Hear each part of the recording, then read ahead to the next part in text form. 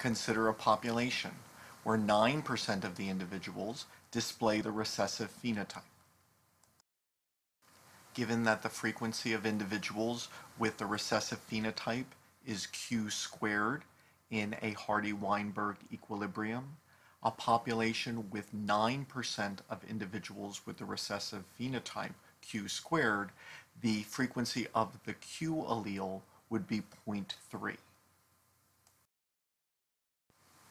Since P plus Q equals 1, or 100% of the alleles of a population, when Q equals 0.3, then the frequency of the P allele must be 0.7.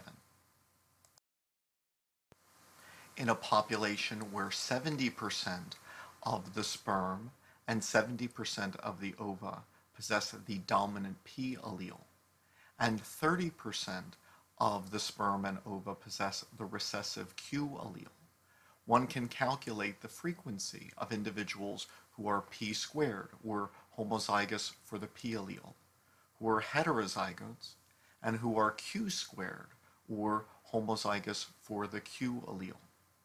Note that the sum of all of these individuals, the P homozygotes, the heterozygotes, and the Q homozygotes, equals 1, or 100% of the individuals of the population.